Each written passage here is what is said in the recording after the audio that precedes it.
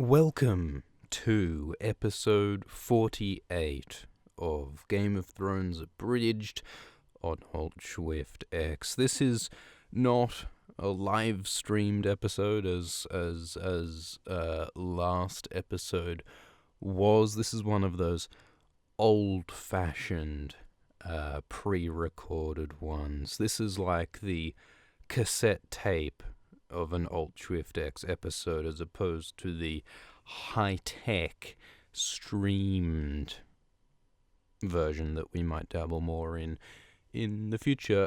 But today we are reading Eddard 13, A Game of Thrones, which is an appropriate number for this ill-fated chapter. In this chapter, we witness the death of a king, and some notably bad decisions by Ned Stark. Ned Stark makes many bad decisions in this book, and in this one, he makes some really bad ones, which seal his fate for the worse, I think.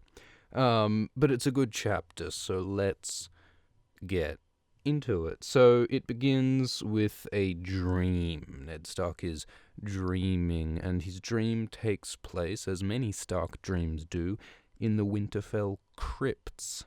That place of such mystery, so much speculation of what the crypts might mean. Jon dreams of the crypts, Bran dreams of the crypts. There's all this Stark history down there, all this darkness, all these cobwebs, Lyanna's tomb, direwolves, kings of winter.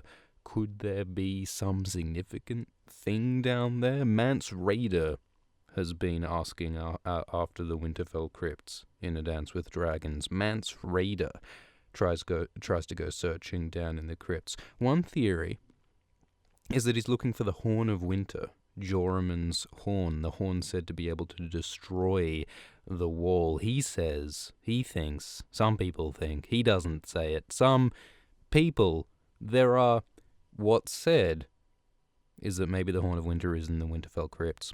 Other people say that maybe there's some proof of Jon Snow's true parentage in the Winterfell crypts.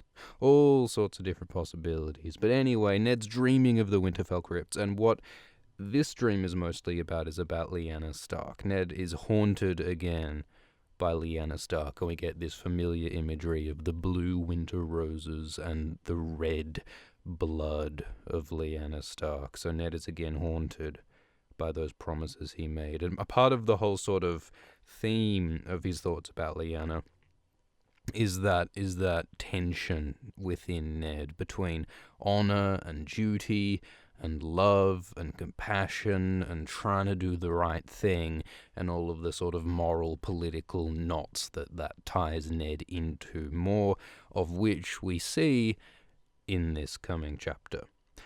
So Ned wakes up. He is woken by a knock on the door, and he groggy and nakedly stumbles up to the door. Ned is a naked sleeper. They've done, one of the most important ways you can judge a character is, do they sleep naked? Do they sleep with pajamas with adorable button-up shirts and a breast pocket and a little nightcap? Or do they just sleep in underwear? Or do they, there's a lot of different ways you can sleep, and I think that's how you really judge a person. A person's character is really, you can see it by the pattern on their PJs. That's someone said that once. So he opens the door, and a couple of guards are there, and the king's own steward is there. Who is the king's own steward? I don't think that steward is mentioned very much. I don't know if we even know his name, but apparently the king has a steward. And the steward tells Ned that he needs to come see the king immediately. So Ned gets ready real quick, and he heads out across the Red Keep. He goes over to Maegor's Holdfast. There are a few Kingsguard standing around. There's Boros Blunt and Preston Greenfield and Barristan Selmy, and that kind of disturbs Ned because those three Kingsguard remind Ned of the three Kingsguard who he fought at the Tower of Joy where Lyanna died, so his dream almost seems to be continuing into his waking life in some unpleasant, strange, nightmarish way.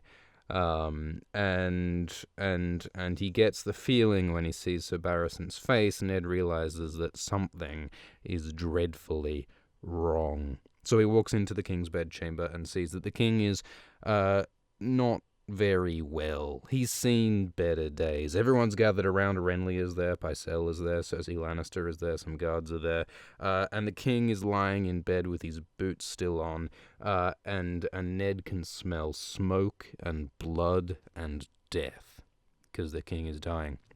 Which, by the way, sounds like a perfect recipe for some kind of magical shim-sham to go down. Because as we know, basically the ingredients, if Westerosi magic is a soup, then the three ingredients you need are basically smoke and blood and death. Azor Ahai, the prince that was promised, is associated with smoke.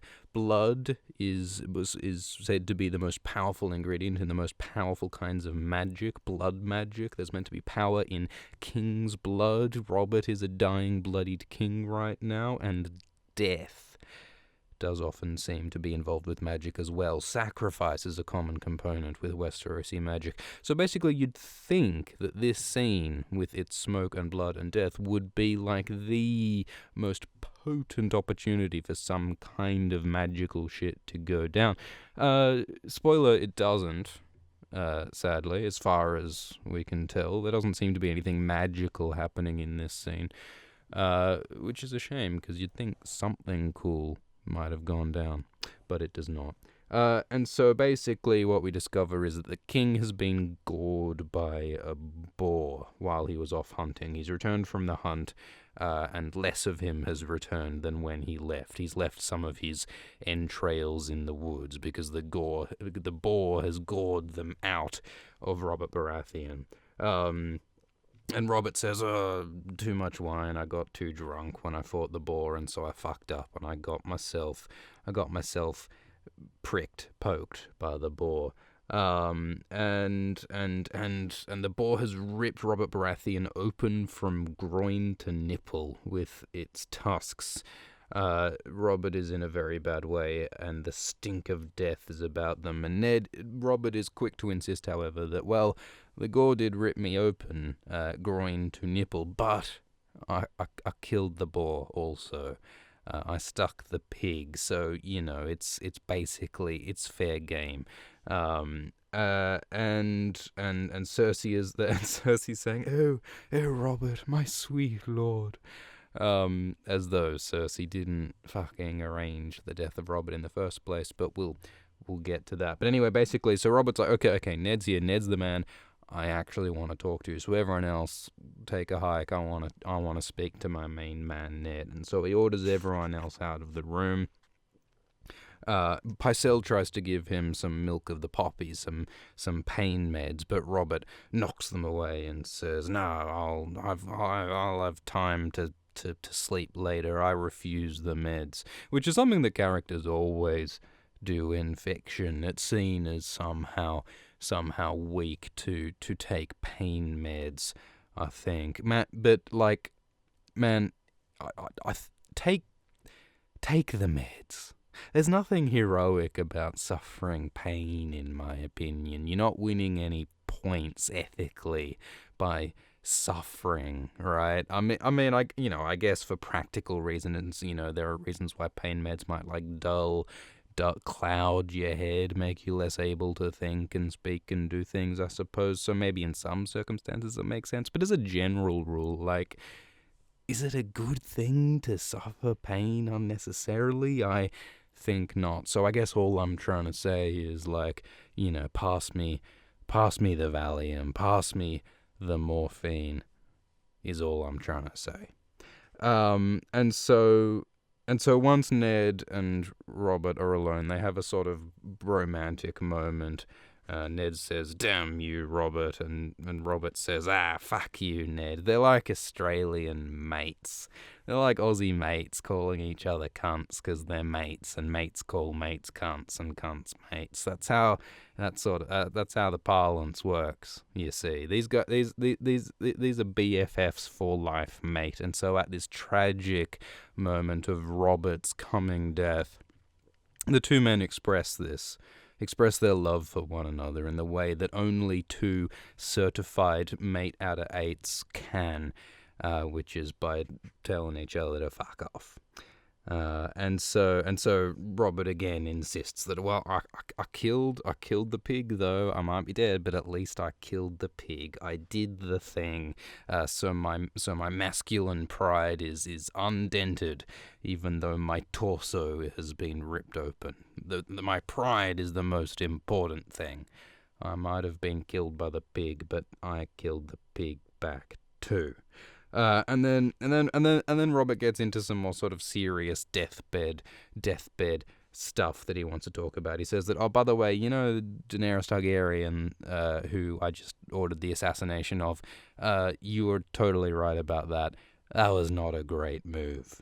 You are the voice of reason. No one else was willing to say it, but you're right. I shouldn't murder children.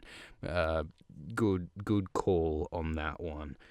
Sorry about that. And then he's like, all right, but down to political business. I want to name you as my Lord Protector, as my regent. So basically, Robert's plan is for Ned to run everything as regent while Joffrey grows up. Robert thinks that Joffrey is his son and heir, but he's like, all right, Ned's the only good bloke in the city. I'll have him run things. And Ned, meanwhile, is like, thing is, Joffrey's not your son. Except he wants to say that, but he doesn't say it. And the reason why he doesn't say it is that Robert is in so much agony, and he does not want to hurt Robert anymore. Which is like, okay, great. Like 10 out of 10 for compassion, Ned, but 0 out of 10 for tactics, right? Because in order to really set the situation to rights, the heir needs to be cleared, the secrets need to be unveiled, and the king needs to be told that his heir is not his heir before he dies, right? So that shit can be sorted out. But Ned does not tell Robert that, and so things get more complicated later on. And so they're writing out this paper, this parchment that is like Robert's last will and testament that says that Ned is to be the regent, the protector of the realm. And so Robert dictates, and he says, "Oh, so I want you to be the protector and the regent for my son Joffrey." But Ned instead writes, "For my heir." Because Ned knows that Joffrey isn't truly Robert's heir. So Ned actually does a little deceiverino here. He actually does a bit of a tricksy do. He writes something other than what the king says. And so that lie, that deception pains Ned, because he's a good boy who doesn't lie. And he again connects this in his head to Lyanna, to the lies we tell for love. So of course he's referring here to the lie that Jon Snow is his son, which is the lie that Lyanna Stark wanted him to tell in order to protect Jon Snow from Robert, which is that whole other complicated mess from years ago. That is an old mess that's been haunting Ned all his life. Well, now with Robert and Joffrey, he's creating a new mess that will haunt Ned for the rest of his life, which will not be much longer. And so Ned, so they sort of do the paper, and then they have a sort of moment of grief, of connection, and Ned's like, dude, don't die on me, mate. Like, I need you, bro. The realm needs you. And Robert's like, man, the realm doesn't. It doesn't. I mean, nah. I'm not really doing anyone any favors by being king, which is true. Robert calls himself a wretched king. as bad as Aerys, as bad as Mad King Aerys Targaryen, Robert says. And Ned's like, well, you might be a bit of a shit jock, but you're not as bad as Mad Aerys, which, he probably isn't. Mad Aerys was literally like burning people alive for looking at him wrong towards the end, and Robert wasn't as bad as all that. But a wretched king he may be indeed. And Robert's like, look, all right, but I'm trying to set shit straight at the end by making you the regent, and like you'll do all right. And it's like, yeah, I'll try to do all right. And then Robert's also like, all right, one of my other wishes is that I want you all to eat the pig that killed me, which is a fun move. Who wouldn't want to eat pork crackling of the beast that killed your mate? Sadly, we don't get to do that very much with modern deaths, do we? Because most people today, at least in my country, I don't know how it is where you all live, but I mean, most people aren't killed by pigs. Sometimes crocodiles and sharks and spiders and drop bears, but my point is that you don't often get to dine on the enemies of your friends in modern society, which is a bit of a shame. That would be a great way to mourn your friends. Wouldn't it be great if at the funeral you could consume and enjoy the delicious taste of the creature that slew your friends, your loved ones? Wouldn't that be great? With a bit of apple sauce and that nice mustard with the little seeds in it. That would be beautiful. But sadly, you can't dine on cancer or an automobile, a car, because that's what's killing people now, right? It's all fucking cancer and heart disease and car accidents. Sometimes suicide is another common cause of death. I suppose you could eat the killer of your friend if they committed suicide by eating them. But no, that's all right. This took a dark turn. Let's get back to the chapter. So Robert's saying, like, all right, these are the things I want you to do after I'm dead. Oh, one of the other things that people say. One of the other things is that people are like, oh, when I'm dead, I want you to, like, they've got these new, like, coffins and stuff now. You can actually get a coffin where, like, or your ashes or something, where, like, they plant a tree and, like, your corpse or, like, your ashes form, like, the base and the root and the seed of the tree, so that when you get buried, a tree grows out of your body. I think that's pretty nice. That's pretty cool. It's nice to have some kind of visible standing monument to you, which is something, alive and which grows from your nutrients and sort of symbolically represents, like, the return of your body to the cycle of life and shit, right? Like, that's nice. Or you could get, like, cryogenically frozen. There's people who get themselves. There are people who pay like a significant annual subscription, so that a company promises that when you die, we will freeze you, and then in the distant future, when we have the ability to fix what ails you, be it death or otherwise, then hopefully you'll be reanimated. You'll be brought back to life. I mean, there's a lot of reasonable questions that can be skeptically asked of that arrangement. I mean, are people in the year 2080 gonna be inclined to resurrect a whole bunch of random rich assholes in freezers who wanted to be immortal? I mean, maybe if there's a whole lot of resources to spare, and people are like, okay, sure, let's thaw out the ancient people from the past. They're deserving of our new utopia. Would they do that, or would they be more like, well, it's 2080 and everything's really overpopulated, and we've worked really hard to, like, improve the sort of social progressive sort of utopic sort of shit that's going on in the year 2080, and frankly it's not really in anybody's interests to bring back a bunch of rich selfish people, because that's, I mean, maybe I'm mischaracterizing, but you would think that the sorts of people who choose to pay a bunch of money to get themselves cryogenically frozen, I mean, they're probably not on the more altruistic end of people. I haven't met any, so I wouldn't want to cast aspersions, but I'm just questioning the whole nature of cryogenic freezing as a manner of immortality. Because that, of course, is keenly relevant to the chapter at hand of Game of Thrones. So Robert's like, look, all right, promise me that you'll sort out the politics, you'll eat the pig, you'll be great. And so Ned says, okay, I promise. And again, Ned is reminded of the promise that he made to Lyanna. So Robert's almost sort of living two moments right now. I mean, he's still half waking up from the dream he was having about Lyanna. He's sort of experiencing both of those hugely difficult, burdensome, emotional moments at the same time. This is a really emotional chapter for Ned Stark. And Robert's like, and please, like, my children, like, make them better. Like Robert sort of acknowledges that Joffrey is a massive shit chuck. And Robert's like, please, like, make my son better.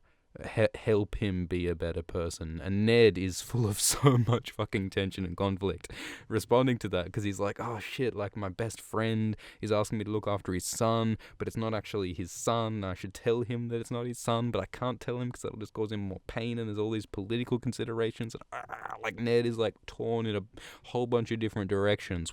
You know that, like, medieval punishment of when they tie each of a man's limbs to 4 different horses and make them run in 4 different directions? That is like the emotional equivalent of what Ned Stark is going through right now. He is pulled in all these different directions by honor and duty and love and grief, and it is just fucking tearing his ass apart. Although his ass will be more literally and physically torn apart in his last chapter to come. And so Ned's like promising, it's like, yes, my friend, I'll do everything I can. And then they have a moment of sort of laughter when Robert reflects on the fact that he's a king that's been killed by a pig. An ignominious end to an ignominious reign. Is that how you say it? Ignominious? It's a fun word. And so they sort of the people come back in. And the sort of emotional moment that the moment with Ned and Robert has sort of ceased. And Ned notes that Cersei hasn't come back in, and he's thinking, oh, well, you know, hopefully Cersei's gonna go, like, flee with her children as I told her to, because I'm intending to reveal the truth about Joffrey's bastardy at some point. So I sure hope Cersei took my advice and left. In actual fact, Cersei is doing the opposite. She's actually gonna, like, dig in her heels and make life hard for Ned. Ned is naively hoping otherwise. And Robert says, all right, look, fuck, I've sorted my shit out. I've had my moment with my 8 out of 8 mate, Ned Stark. I'm ready to die. He says, he like the notorious B.I.G., he says, I'm ready to die. And so he drinks the pain meds and he goes to sleep. And he says, will I dream?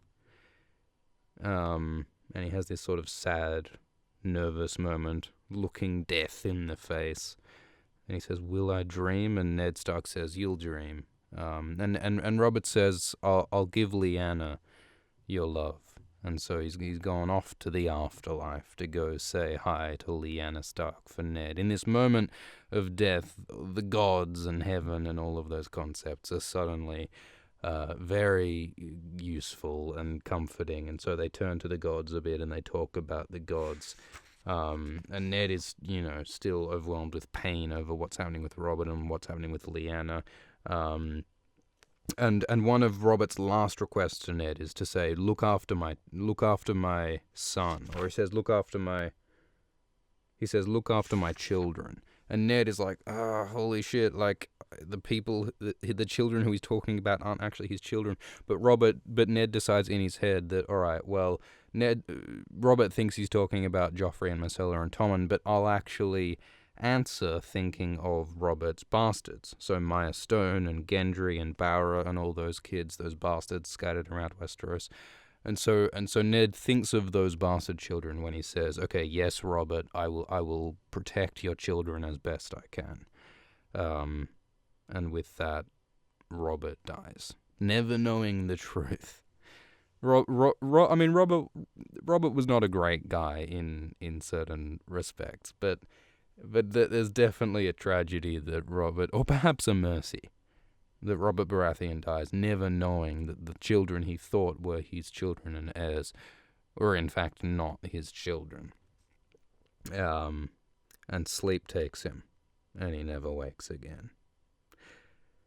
And so then Ned goes out and chats with some of the other blokes. He talks to Renly, and Renly notes that Robert clung to life for 2 days while they were journeying in from the forest into the city, while he was wounded and having his guts hanging out. So they comment on how strong Renly was, and Renly comments that Robert was not wise, but he was strong.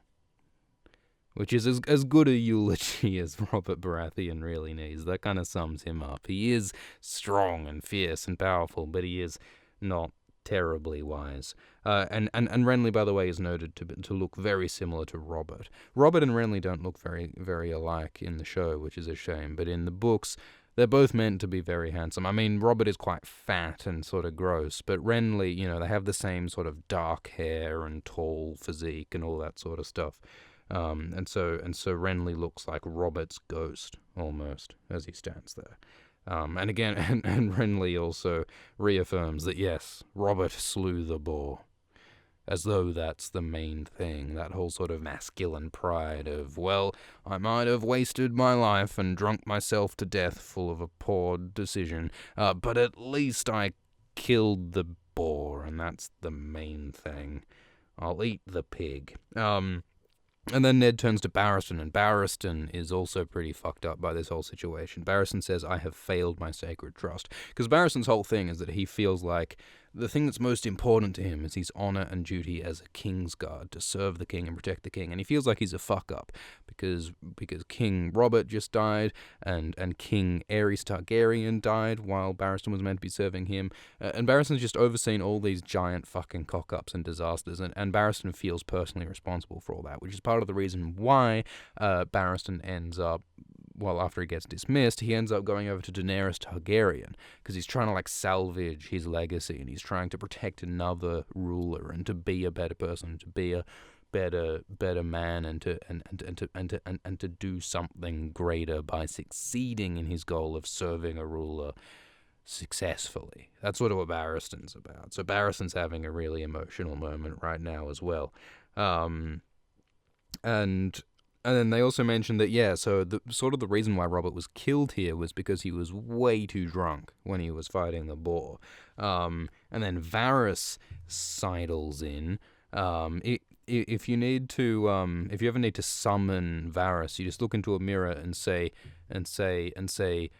intrigues, secrets, and plots, oh my, and then Varys he just appears out of nowhere, to unctuously say some sly shit or something. Varys pans into frame, and then Varys says, "Oh, the wine, you say? Oh, yes, well, isn't it a funny thing that the person who was giving Robert the wine that got him drunk, that got him killed, happened to be Lancel Lannister, the cousin of Queen Cersei Lannister. Do you think it might be possible that Cersei Lannister might have had something to do with the death of the king who she hates and has been trying to murder for years now?" And Ned's the cogs in little Ned's head box go, "Oh shit. Yeah, maybe you're right. Maybe Cersei is the reason why Robert died." And then also, they mentioned Daenerys Targaryen, and Ned is like, "Oh, by the way, Robert said that he wants you to not kill Daenerys Targaryen now." And Varys is like, "Oh shit, it's a bit too late. I've already sent the message to have Daenerys Targaryen assassinated, but I'll try and recall that." And that in itself is a really fucking complex, layered wedding cake of plots, because Varys, of course, is actually on Daenerys' side, or at least has this Targaryen conspiracy going on, and Varys doesn't actually want Daenerys killed. Varys has Jorah, or had Jorah, reporting to him about Daenerys, and we hear from Jorah later that Varys was using Jorah to spy on Daenerys. He wanted her watched, but not killed, Jorah said. So Varys apparently does relay the order to have Daenerys Targaryen assassinated, and that's what the wine seller who tries to poison Daenerys is all about. But at the same time, Varys apparently warned Jorah about the upcoming assassination, which allowed Jorah to protect Daenerys and foil the wine cellar, which is a bit of a sort of a puzzling set of events, right? Because does that mean that Varys both sent an order for Daenerys to be assassinated and sent an order to Jorah to prevent the assassination? Why not just do neither? You know, like, we never get, a Varys POV or anything, obviously, so we may never understand the true sequence of events here in terms of all these complexities. But regardless, the outcome is that Daenerys does indeed end up surviving. Not that any of that proves very relevant to Robert or Ned. And so they're on the way out of the Red Keep, and then as they're crossing the drawbridge across the moat of spikes outside Maegor's Holdfast, Renly approaches, and Ned and Renly start to talk. And the fact that this conversation takes place on the drawbridge of the Red Keep above the moat of spikes is, I think, a symbol or an analogy to show that Ned is in a precarious situation right now. He is in peril, he is in danger, and he is standing literally above a bed of spikes to either side of him. If he doesn't walk the right path, he will die a bloody death. And spoiler, Ned does not walk the right path.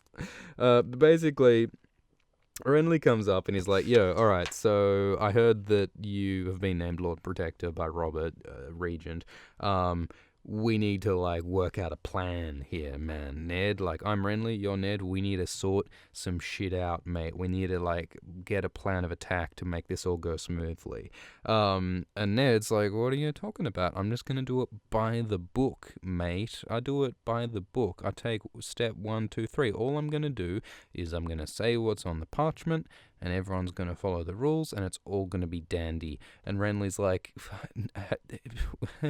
this is King's Landing. Nothing is that simple. If you want to control the situation, if you want the right outcome, we need to get swords together. We need to get force together. We need to strike with precision and fleetness of feet in order to get shit in place, in position right away. And basically what Renly's saying is he's like, okay, I'm going to get a bunch of blokes with swords. We're going to seize Joffrey and Myrcella and Tommen. We're going to capture the king. And once we control them, then Cersei and the Lannisters will not be able to oppose us with force of their own. We need to kidnap the assets of power, which is Joffrey, and we need to lock down the situation right away before shit gets real. Which is basically the exact correct thing to do in this situation. But Ned is like, mate, no, we're not doing any of that. We're not dragging kids out of their beds. We're not threatening force on anyone. We're doing this by the book, mate. We're just following the paperwork, and none of that stuff is none of that is in my instruction manual. I didn't sign up for this. That's not in the job description. All I'm gonna do is just say what's in the paper. We're not kidnapping any kids. And Renly's like, yeah, but that's literally retarded, because Cersei will get more time to prepare. If we don't strike now, that just allows Cersei and the Lannisters to get their men together so that they can make sure that Joffrey ascends to the throne and that the bastardy incest secret doesn't get out. Every moment we waste just gives the Lannisters more time to get control themselves.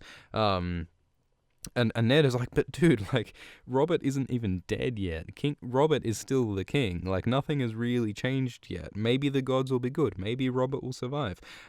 Sometimes the gods are merciful, but Renly says, well, the Lannisters are not merciful, and that is pretty true. And so Renly leaves. And so Ned obviously should have done what Renly said and gotten the swords together and locked down the situation right away. But Renly pretty quickly realizes that Ned is a stubborn fool and won't do what's politically sensible, and so Renly leaves.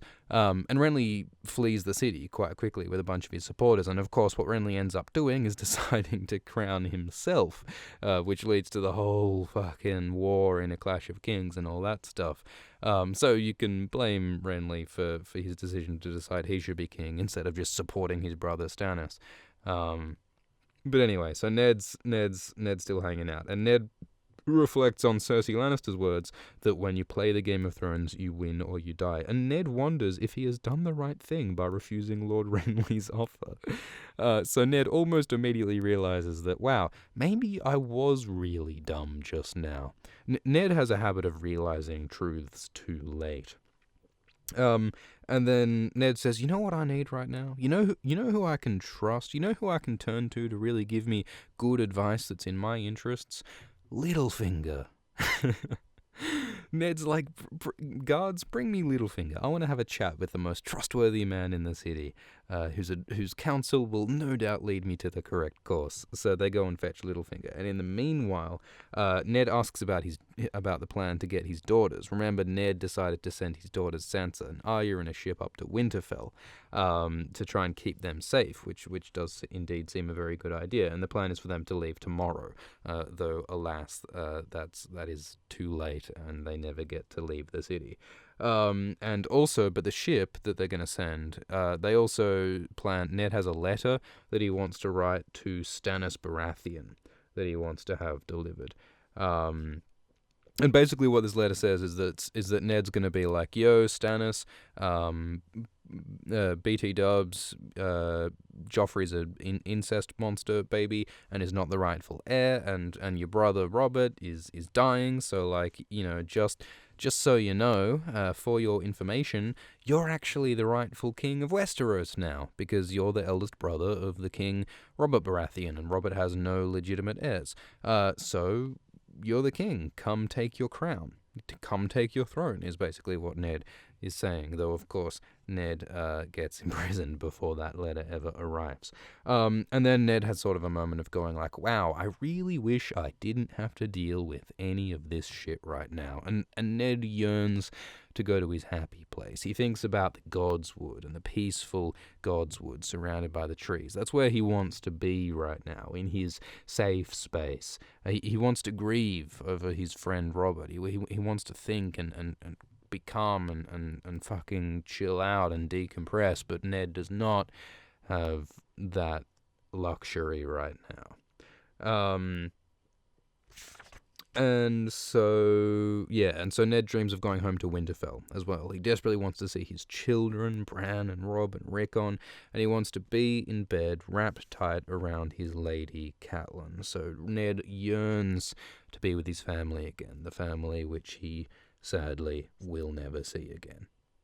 And then Littlefinger walks in. So Littlefinger is, of course, the last person who Ned should be talking to, seeing as Littlefinger has been playing Ned like an out-of-tune fiddle this entire fucking book. Littlefinger's been playing Ned for a fool by doing things like lying about the dagger that gets Catelyn to abduct Tyrion Lannister and all that stuff, and the way Littlefinger has, like, gently guided Ned towards the truth of the Lannister incest without quite telling him the full details in order to create conflict between the Lannisters and the Starks and all that palaver. So Littlefinger walks in and is like, "Hey, I also heard that you were named Protector of the Realm by Robert." And Ned's like, "How the fuck does everyone know this confidential ass shit?" And Littlefinger's like, "Well, Varys heard through the grapevine, man. We that's the goss on the street, yo," is what he says.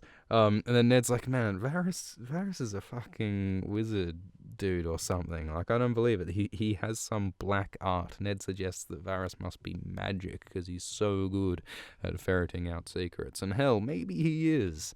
I mean, we know he does have, mute children in the walls of the Red Keep listening to stuff, but yeah, he's like the NSA of Westeros. He hears everything. He's the Zuckerberg of the medieval land. He hears all. He is the cloud of lidless eyes. He's the Santa Claus. He knows when you're sleeping. He knows when you're awake. And he's got no balls. That's, yeah.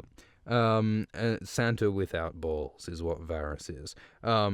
And then Littlefinger's like, yep, Varys hears everything. You're learning, mate. Good on you, Ned. You're learning. And of course, Ned is not learning nearly fast enough the nature of King's Landing. And then Ned spills these beans to Littlefinger. Ned has tragically decided that Littlefinger is trustworthy, and he's his confidant, and he's the only person he can rely on. Because, of course, Ned really needs support right now. Ned really needs someone to talk to about all of this shit that he's dealing with. Ned realizes that he's not very well equipped to deal with this shit, so he needs a friend to talk about this shit with. He needs an ally. Like, he needs someone like Jon Arryn, who was this, like, smart, like, fatherly figure to Ned, who he always relied on. He needs someone like Stannis Baratheon, who would no doubt, support or at least, listen to Ned's concerns. But Ned has access to none of those people, so Ned turns to fucking Littlefinger. And the reason why Littlefinger is so powerful is that he makes himself seem like a friend to Ned, to all of his enemies. He makes himself useful, and he seems so great and helpful, even though his actual behavior is completely opposed to the interests of Ned Stark and others. Littlefinger acts only in his own interests. And so Ned spills the beans. He tells Littlefinger that, I know about this whole Lannister incest thing. Joffrey's a bastard, right? And Littlefinger's like, I am so shocked by that information. When, of course, Littlefinger actually already knew. And so Ned's like, all right, so since the Lannisters are bastards, that means that the heir to the throne is actually Stannis. And Littlefinger's like, well, that might not actually be the best political move. And Ned's like, well, no, that's the rule. I do it by the book. I'm Ned Stark. I play by the rules. And Littlefinger's like, well, hear me out. I mean, you could try to make Stannis the king, but no one likes him. And if you try to crown him, the Lannisters won't be happy, and the Lannisters will probably start a war against Stannis. And also, Stannis is not very friendly towards certain kingdoms of Westeros. He doesn't like the Ironborn. He doesn't like the Tyrells because of all of this past rebellion and bullshit. And Littlefinger's like, well, if you try to crown Stannis, all it will mean is war and conflict and bullshit. So Ned's like, all right, well, what would you have me do? And Littlefinger's like, here's what I say you should do. You should pretend that Joffrey really is the heir, and you should be regent, as the piece of paper says, and you can, just try to run the realm well. You can dispose of Stannis if you have to, the true heir, and maybe you could try to make Joffrey, even though he's not the true heir, just pretend that he is the true heir, and try to raise him as a good person. You could be a second father to Joffrey. Can you imagine that? A situation where Joffrey sees Ned as a father figure? It's hard to imagine. But Littlefinger's like, well, why don't we do this? And, you know what? I can help you out with that. In this hypothetical situation where Ned serves as regent for Joffrey and the incest secret isn't revealed, I, Littlefinger, could be your wingman, your right-hand man. I can help you get through all this because I'm such a trustworthy, helpful guy, man. And Littlefinger says, and my price for this service that I'll be providing to you won't even be all that high. So Ned is immediately disgusted by this, like, pandering and this scheming. Like, Littlefinger's obviously trying to act in his interests here. Although you've also got to ask, in this hypothetical situation where Littlefinger wants, like, Ned to stay regent and all that, like, what does Littlefinger think is going to happen with the whole Tyrion-Catelyn situation? Isn't Littlefinger concerned that his lie about the dagger might be revealed at some point? And B, isn't Littlefinger's goal to create the conflict between Starks and Lannisters? Doesn't he want war to happen? And if he thinks war will happen under Stannis, why not encourage the Stannis scenario? So it's not super clear what exactly Littlefinger's overall goal is here. Though I suppose the hypothetical he talks about in terms of, being Ned's right-hand man as regent, I mean, that certainly could empower Littlefinger as well. So maybe what we should draw from this is that Littlefinger's plans are very fluid. Like, he is sort of making it up as he goes along to a large extent. Chaos and all that, right? So the plan that actually does sort of come to pass, with Littlefinger sort of causing the War of the Five Kings, that might not have really been his one sort of plan. He might have had multiple contingencies, multiple ideas, multiple threads, and this is just how shit ended up turning out in the end. Anyway, and yeah, they have a nice line where Ned is like, "What you're suggesting is treason," and Littlefinger's like, "Well, only if we lose." You know, winners write the history books and all that, and Littlefinger ain't wrong in that. And then Littlefinger pulls out the dagger, the Valyrian steel dagger that he just used to screw over Ned and Ned's wife Catelyn. He pulls out the dagger and he chats a bit about blah blah blah, and and Ned's like, "Yeah, I'm gonna do it by the book. I don't want to be your sneaky intrigue bullshit." And then Littlefinger's like, "All right, if you're not going to listen to my great hypothetical in which we're buddies forever, what did you call me here for?" And Ned's like, "All right, well, look, I'm not going to go down your path of not supporting Stannis. I do want to support Stannis, and I do want to reveal the truth of the incest, but I'm going to need your help with that." And Littlefinger's like, "Well, all right, so you do need swords. You do need blokes to protect you." And Ned's like, "Okay, fine. I need blokes. I need swords. I haven't got enough men. I haven't got enough men myself, so Littlefinger, can you provide me with men?" And Littlefinger's like, "Sure, I'll just bribe the Gold Cloaks, the City Watch, the guards. I'll just bribe them to be on your side so we can make sure we control the situation, and the crown will pass to Stannis and not to Joffrey, and everything will be hunky-dory," is what Littlefinger promises. When, in actual fact, of course, Littlefinger is planning to betray Ned. And that's what ends up happening. But for now, Littlefinger's like, "Man, I'm your main man. I'm your buddy. Friends till the end. Mates out of 8. Littlefinger, Ned, forever. Anthony Fantano, the internet's busiest Littlefinger." That's what Peter Baelish says. And like almost everything Littlefinger says, it's all goddamn lies. So that was a pretty cool chapter, I think. It's got a really nice emotional moment between Ned and Robert, and we have all this intense drama with Ned in terms of all of his split loyalties between his sense of honor and duty and doing what's right and acting in what he loves and his own sense of connection to his family and to his home in Winterfell and his love for Robert as a friend, but also the political, pragmatic realities that he has to contend with in terms of the Lannisters and the need for swords and guards. And then there's all these other subplots splitting off from this moment, like Renly is running off to start his own ridiculous campaign to be king, and Daenerys is connected in here with her sort of assassination plot, and Littlefinger's machinations trying to control the situation. So there's a lot going on in this chapter, which is really cool to all see tied up around the death of a king, that most momentous of occasions. And it's not the first. This is the first death of a king, but not the last death of a king that we see in this series, A Song of Ice and Fire. So, thank you for listening to this 48th episode of Alt-Shift X. We are going to be continuing this abridged series. We're going to be trying some more live-streamed episodes in future, I think. That was a fun experiment, live-streaming the last one. I think the next one, episode 49, will probably be pre-recorded like this, but I think for number 50, since it is number 50, I think we should do that one live stream. Should be fun. The release schedule, as ever, is Monday, Wednesday, Friday at 9 p.m. Eastern Time.